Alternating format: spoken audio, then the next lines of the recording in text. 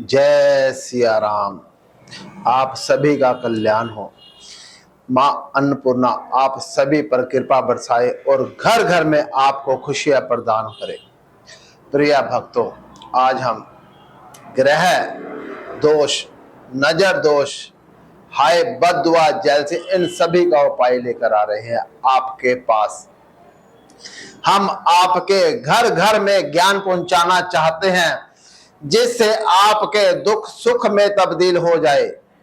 प्रिय भक्तों, ये कार्तिक मास का महीना चल रहा है। कार्तिक मास का महीना राधा कृष्ण को अति प्रिय है। तुलसी माता का इस महीने में अधिक महत्व माना जाता है और तुलसी माता की घर घर में पूजा की जाती है। जो प्राणी संध्या के समय तुलसी माता को घी का दीपक जलाता है तो उसके घर में मां लक्ष्मी का संपूर्ण वास आ जाता है। जो कार्तिक मास के महीने में ब्रह्म मुहूर्त में सूर्य उदय से पहले उठकर नहा धोकर राधा कृष्ण का नाम लेता है, चाहे किसी भी रूप में नाम ले तो भी उसका भाग्य उदय हो जाता है। उसके सभी ग्रह शांत होकर उसको फल की प्राप्ति कराते हैं। प्रिय भक्तों, कहते हैं मां भाग्य की देवी मानी जाती है।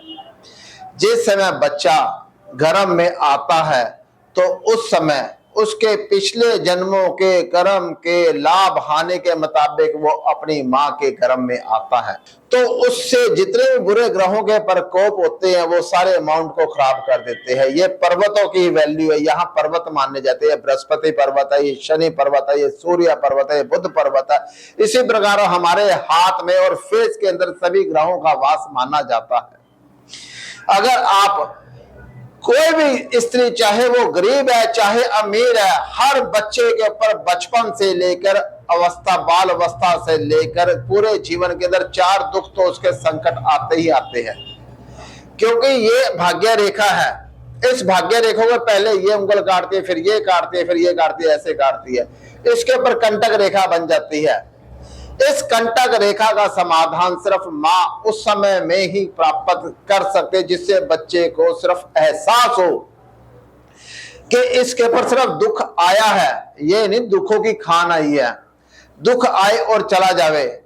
तो इसलिए अगर मां बच्चे को गज केसरी योग के साथ धरती पर लाना चाहती है और अपने घर में हर खुशी चाहती है तो क्रोध का त्याग कर देवे। अपनी सास के चरणों में चाहे 5 मिनट की हाजिरी लगाए, चाहे 1 मिनट की हाजिरी, चरण स्पर्श ही कर ले, नहीं दबाने हैं, तो भी बच्चा राजयोग सुख लेके पैदा होगा। और भारी सामान ना उठाए, हल्का हल्का सामान उठा ले, काम करते रहे, वेले भी ना बैठे। ये नहीं कि आप शरीर को जितना चलाओगे उतना ही आपका शरीर तंदुरुस्त रहेगा।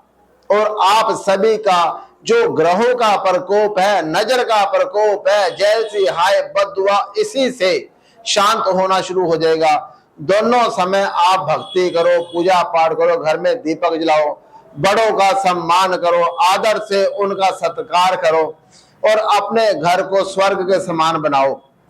तो देखो आपका जीवन कैसे खुशहाल होता है, परिवार में कैसे खुशियां बढ़ती है। और बच्चा आता है तो आपके घर में धन कहां कहां से आता है तो भी आपको पता नहीं चलेगा। प्रिय भक्तों, ये जीवन अनमोल है। जो मनुष्य की योनि है ये बड़े कर्मों से प्राप्त होती है। 84 लाख योनियां भोगने के बाद में मनुष्य का जीवन प्राप्त होता है।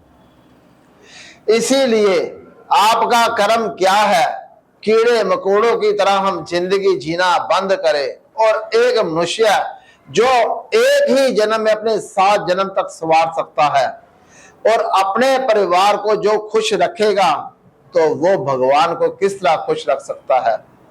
अगर जिसका परिवार सुखी है तो भगवान भी उस पर सदा मेहरबान रहते हैं, हर खुशी प्रदान करते हैं। प्रिय भक्तों, दोष हमारे कर्मों का होता है और ग्रहों को हम बदनाम करते हैं। अपने कर्मों को ठीक करो, अपने धर्म कर्म को बढ़ाओ, अपने परिवार को सुख दो, खुशियां दो, तभी आपके ग्रह शांत रहेंगे और आप सभी का कल्याण करेंगे। जय सिया राम।